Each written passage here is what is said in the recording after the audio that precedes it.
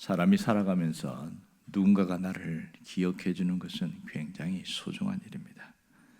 어떤 경우에는 세상에 사람들이 많은 사람이 있지만 내 이름의 존재, 자기 이름을 더 많은 관심을 갖고 살아가는 것도 많습니다. 어떤 사람들 만났을 때의 대화의 기법에서 그 사람의 이름을 기억해 주고 불러줬을 때 굉장한 호의가 되고 또 상당히 호감을 갖게 되고 사람들이 좀 대화에 대해서 굉장히 좋은 관계를 유지할 수 있다, 이런 얘기를 합니다. 미국의 그 정보통신부 장관을 지낸 분 중에 있는데 이분은 학력이 굉장히 짧아요.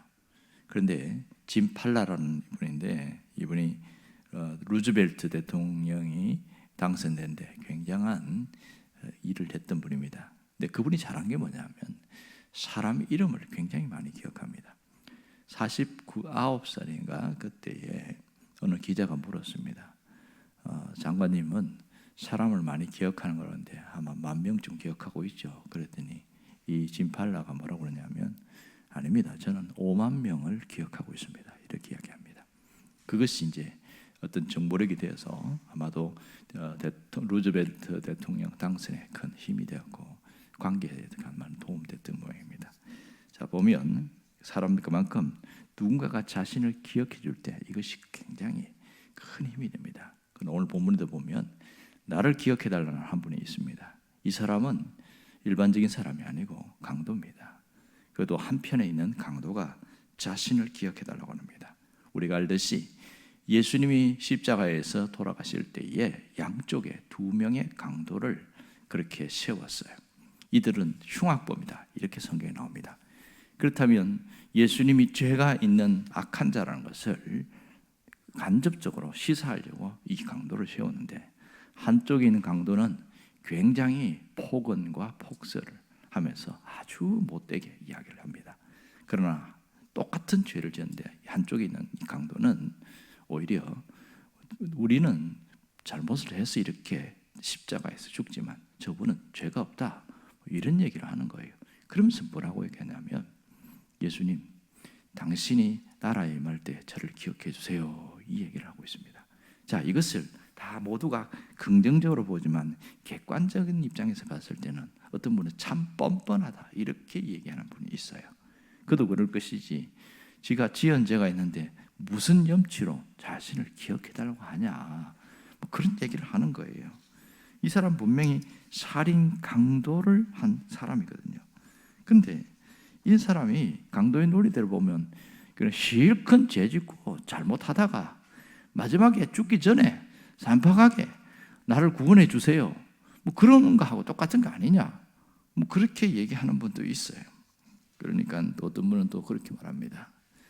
만일 이런 강도도 나를 어떤 하나님이 기억해 준다면 나는 강도보다는 훨씬 괜찮은 사람이다, 굳이 믿을 필요가 뭐 있냐, 이렇게 얘기하는 분도 있어요. 자, 그만큼 그들의 논리도 틀린 건 아니겠지요. 자, 그러면 이 강도가 왜 자신을 기억해 달라고 했을까 하는 것을 우리가 알아야 합니다. 자, 오늘 여기서 놀라운 하나를 발견할 수 있는데요. 그것은 하나님은 우리 한 사람 한 사람을 기억하시는 분이라는 사실입니다. 하나님은 구원받아야 할 주님의 자녀가 있다면 그 누구도 기억하고 계신다, 이런 얘기를 하고 있습니다. 자, 구약에 보면 하나님이 철필로 내가 손바닥에 새겼다, 이렇게 표현하는 게 나와요. 그만큼 하나님의 구원받을 자녀들은 기억한다는 겁니다. 놀라운 것은 예수님의 반응입니다. 43절에 보면 예수님이 이렇게 말씀하십니다. 내가 진실로 너에게 이르노니 네가 나와 함께 오늘 낙원에 있을 것이다, 이런 얘기를 하고 있어요. 자, 이 놀라운 사건을 보세요. 어떤 분은 이런 얘기합니다. 강도가 십자가에 매달리는 그 시간에 군병들이는, 다른 사람들은 예수님을 더 죄 지은 사람으로 만들려고 했지만 구속사적인 면에서 봤을 땐 이 강도가 매달리는 시간에 맞추어서 예수님도 십자가에 매달렸다 이런 얘기를 합니다. 왜냐하면 이 마지막 십자가에 있는 끔찍한 죄를 지은 강도도 구원하시려고 그랬다 이런 얘기를 합니다. 이것은 수직적인 면에서 봤을 때 하는 얘기입니다. 자, 똑같은 선택의 기회가 있었는데 한 사람은 자신의 악함과 모든 것으로 끝나버렸지만 같은 죄를 짓고도 이 한 사람은 마지막 십자가에서 구원을 받는 그런 일들이 여기에서 나타나고 있습니다. 자, 오늘 우리에게 아주 중요한 교훈을 주고 있습니다. 하나님은 나를 기억하고 계신다는 것을 잊지 않기를 원합니다. 내가 구원받아야 할 자고 또 구원받은 자로 살아가는 나를 기억한다는 것이죠. 그래서 하나님이 기다렸다가 우리를 건져내신다는 겁니다. 그렇다면 구원받은 자는 어떤 삶을 살아야 하는 것을 분명합니다. 이 강도가 자신을 기억해달라는 것은 무엇 때문이죠? 여기 있는 이분이 메시아라는 사실을 알고 있었기 때문에 그런 말을 할 수 있을 것이고요. 이 기억해달라는 말에 전제로 깔려있는 게 뭐냐면 회개입니다. 내가 지은 죄에 대한 회개가 전제에 깔려있음을 알 수 있습니다. 여러분, 사람은 한 번은 죽습니다. 그것은 누구도 알고 있는 사실이에요. 또 죽을 때에 순서가 없다는 것을 알 수가 있습니다. 그래서 내 마음대로 인생이 되지 않습니다. 태어나는 것도 내 마음대로 안 되고 죽는 것도 내 마음대로 되지 않습니다. 어떤 분은 전도 현장에서 만났는데 87세인가 그래요. 그래갖고 건강하게 오래오래 사세요. 그러더니 대뜸 하는 말이 아이고 더 살면 뭐합니까? 빨리 죽어야지 그러더라고요. 그럼 몇 살까지 살고 싶습니까? 90대면 죽어야지 그러더라고요. 이게 몇 년 안 남았는데요. 그러니까 좀 더 살고 싶은가 봐요. 말은 죽어야지 하는데 더 살고 싶은 거예요. 그래서 제가 예수 믿고 건강하게 오래오래 살다 가세요 이렇게 얘기를 했더니 또 그 말은 또 기분이 좋은 것 같습니다. 얼굴이 확 펴지더라고요. 사람이 누군가를 기억해 주는 것은 굉장히 소중한 일입니다. 그 영화 보면 쇼생크의 탈출이라는 오래된 영화에 보면 주인공 말고 조연으로 나온 엑스트라가 있습니다. 그게 늙은 할아버지가 있는데 이분이 만기 출소하는데 한 40년 동안 있던 기억으로 나는데요. 그러니까 굉장히 늙어서 이제 다시 왔는데 세상이 다 바뀌어 버렸어요. 자신이 교도소 들어갈 때는 마차가 다녔는데 마차가 없어지고 자동차가 왔다 갔다 하는 거예요. 그리고 집들이 단층 집이었는데 아파트가 있다는 거예요. 도로가 세상에 이렇게 아스팔트로 닦여지니까 별천지 세계에 와서 적응이 안 되는 거예요. 그래서 이분이 낡고 초라한 그 아파트에서 생을 마감하는데 그분이 벽에다가 뭐라고 써냐면 자신의 이름을 남기고 싶던 모양입니다. 벽에다가 레드가 왔다 갔다 이렇게 써놨어요. 자신이 여기에 살다 갔다는 뜻이겠죠. 레드가 이곳에 살았다. 그 자신의 이름을 남기고 싶은 모양입니다. 그런 거 보면 사람은 누구든지 자신의 이름을 남기려고 합니다. 언젠가 제가 좋은 어떤 관광지를 갔더니 그 개울가에 큰 바위에 있는데 거다가 정으로 찍어가지고 자기 이름을 파는 사람 봤어요. 와, 대단하다 생각했어요. 또 산을 올라가는데 큰 아름드리 나무가 있잖아요. 그 나무에다가 껍질에다 자기 이름을 새겨가지고 이게 점점 커지면서 이름이 커진 거예요. 그런 사람도 있어요. 그거는 좀 흉물이죠. 왜 저렇게 했을까? 그만큼 자기 이름을 기억해 주기를 바라는 그런 마음 때문에 그런 것 같습니다. 자, 여러분, 사람이 죽으면 어떻게 되는가? 이 부분에 대해서 사람들은 여러 가지 생각을 합니다. 분명히 사람의 육체는 흙으로 들어가고 영혼은 하나님께로 갑니다. 왜 하나님께로 가죠? 우리의 영혼은 하나님께로 왔기 때문에 다시 돌아가는 게 맞습니다. 그런데요, 많은 사람들이 그 곳이 어딘지를 몰라요. 그 불교에서는 그래서 49제를 지냅니다. 죽은 영혼이 이 구천을 떠돌다가 그 49제를 지낼 때 그제서야 좋은 곳으로 간다. 이렇게 해서 49제를 지내줍니다. 그럼 물었어요. 그 좋은 곳이 어디입니까? 모르는 거예요. 극락세계 맞습니까? 맞겠지 이러는 겁니다. 그렇게 막연합니다. 천주교에서는 이 사람들이 죽은 영혼이 연옥에 들어가 무의식 상태로 있다고 말합니다. 자, 연옥은 지옥도 아니고 천국도 아닌 중간 상태를 말합니다. 이건 천주교에서 만들어낸 교리입니다. 이 교리가 어디서 왔는가 봤더니 그들이 사용하는 성경 중에 외경이라고 있어요. 특별히 구약의 외경이 있고 신약의 외경이 있는데 정경이라고 하면 66권인데 외경, 구약의 외경 중에 마카비스라고 있습니다. 마카베오 상하 마카비스가 있는데 거기에 연옥이 나옵니다. 그래서 거기에 근거해서 연옥을 만들었는데 그런데 누가 천국에 가냐?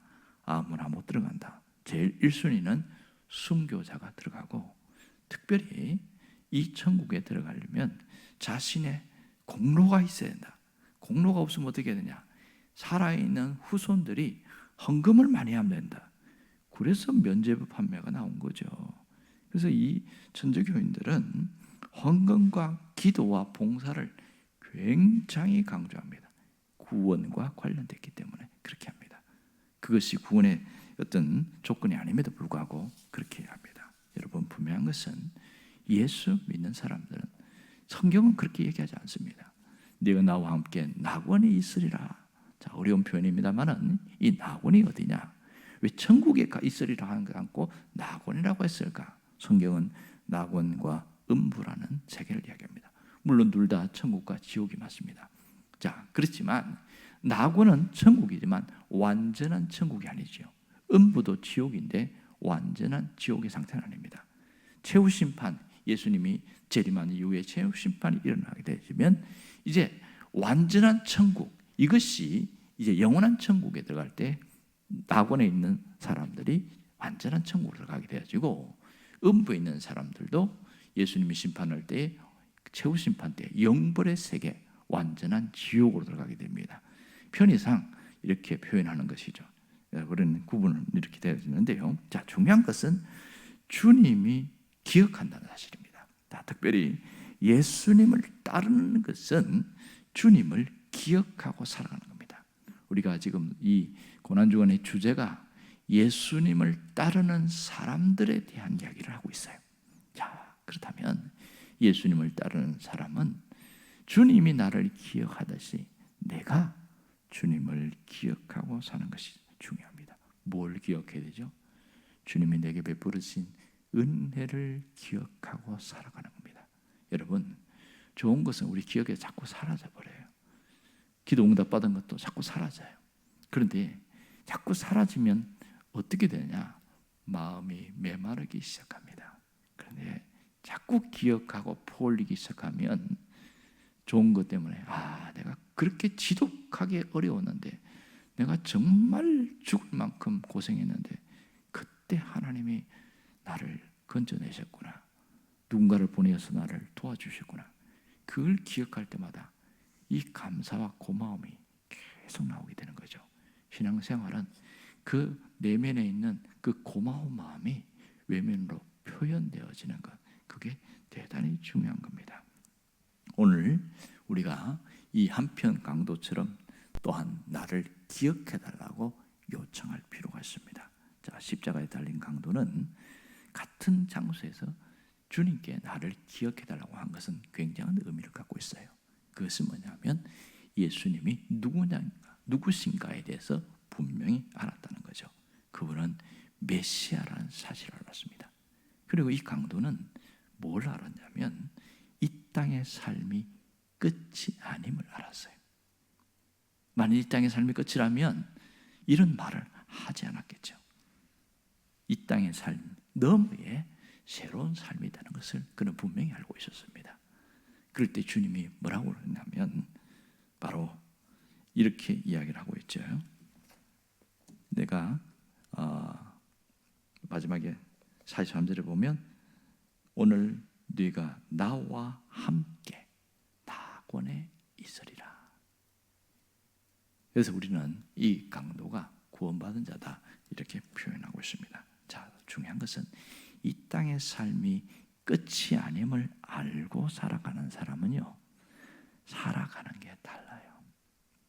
살아가는 게. 여러분, 병원에서 시한부 인생 판정을 받은 사람이 있는데, 이 사람이 막 열심히 일하다가 탁 멈추고 당신 3개월밖에 못 삽니다. 그랬더니 모든 것을 정리하면서 자기하고 원한 관계에 있는 사람 다 찾아와서 미안하다고 그러고 매듭 풀고, 또 금전거래에 내가 못 준 거 있으면 어떻게 해서라도 있는 거 팔아갖고라도 그렇게 갚고 그렇게 한 거예요. 그랬더니 그 사람에 대해서는 아주 나쁘게 이야기했던 사람이 알고 보니까 괜찮은 사람이네. 그러면서 이제 관계가 다 좋아졌어요. 그래서 이제 다시 병원에 갔더니 오진이었습니다. 이 의사가 실수했어요. 그래서 정말 죄송하다고 싹싹싹 비는 거예요. 소송 걸면 이 의사 상당히 어려움을 당하거든요. 그랬더니 이분이 뭐라고 그러냐면, 아닙니다. 선생님 덕분에 제가 왜 살아야 하는지, 어떻게 살아야 하는지를 제가 깨닫게 되었습니다. 그렇게 하면서 그 삶을 계속 이어나가는데 완전히 삶이 달랐어요. 그렇다고 삶이 망하냐? 아닙니다. 삶 자체가 달라진 겁니다. 여러분, 예수를 믿는다는 것은 단순히 종교를 가지는 것 이상입니다. 예수를 믿는 것은 우리의 생각이 달라지는 걸 말합니다. 사람은 생각이 바뀌어야 행동이 달라져요. 그런데요, 이 생각이 얼마나 굳어 있는지 안 바뀝니다. 왜냐하면 말씀이 그 속에 파고 들어가지를 못해요. 그냥 한 귀로 듣고 한 귀로 흘려버리니까. 그런 일들이 있습니다. 그런 중에서도 말씀이 하나님이 나에게 주시는 거라고 하고 매번마다 스펀지처럼 받아들이는 사람은 어느 날 자기 성격이 바뀌어 있고 자기 말하는 게 바뀌어 있고 가까이 있는 사람을 대하는 태도가 달라진 거예요. 이렇게 달라지는 겁니다. 그런데 우리는 예수 믿으니까 행동을 바꿔야지 이렇게 말하는데 절대 그렇지 않습니다. 내가 의식이 바뀌어야 돼요. 내가 주님이 주인이라는 것을 믿는 의식이 있고, 내 옆에 있는 사람이 가장 소중한 사람에는 의식이 딱 생길 때에 표현이 달라져요. 자, 그러면 누구처럼 행동할까요? 예수님처럼 행동하는 거예요. 예수님이 군림하는 거 봤습니까? 예수님이 함부로 막 대하는 거 봤냐고요? 절대로 그렇지 않습니다. 심지어 그 당시에 어린아이, 사람들이 무시하는 어린아이도 아주 귀하게 여기고 그렇게 안수기도 해주고 그러잖아요. 만약 내가 예수님처럼 산다고 하면 내 옆에 있는 사람을 섬기는 삶을 살게 되는 거죠. 귀하게 여기니까, 다 옆에 있는 사람을 소중하게 여기니까 말하는 것도 아주 예의를 갖춰서 하고, 또 아주 편하겠지만 함부로 하지 않고 내가 먼저 해야지.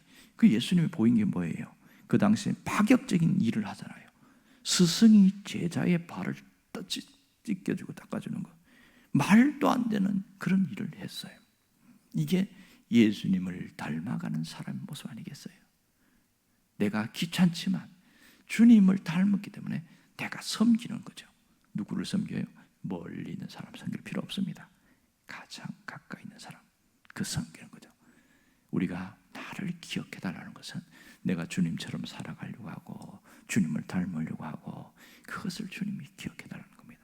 주님은요, 그렇게 살아가는 그 사람의 모습 절대로 외면하지 않습니다. 오늘 이 강도는 마지막 죽음의 직전에 있는 그 시간에서 생명에 대한 것에서 주님이 기억해달라고 했는데, 이 엄청난 것도 기억하시는 주님이 우리가 이 땅에 살아가면서 주님을 섬기는 마음, 예수님을 닮은 자로서 살아가는 하나하나 모두 기억한다는 사실을 잊지 않기를 바랍니다. 그렇다면 이제는 바꿔서 살아갑시다. 세상에서 가졌던 의식을 버리세요. 그리고 주님을 닮아가려고 하면 좋겠습니다. 섬기러 오신 주님의 모습을 닮아서 살아가려고 하는 흉내만 내도 주님은 기뻐하십니다. 그래서 내가 먼저 섬겨야지, 먼저 존중하고 높여야지, 이 마음만 갖고 있어도요 놀라운 일이 일어납니다. 이것을 주님이 기억하기 때문입니다. 오늘 이러한 기도가 있기를 간절히 바랍니다. 기도하겠습니다.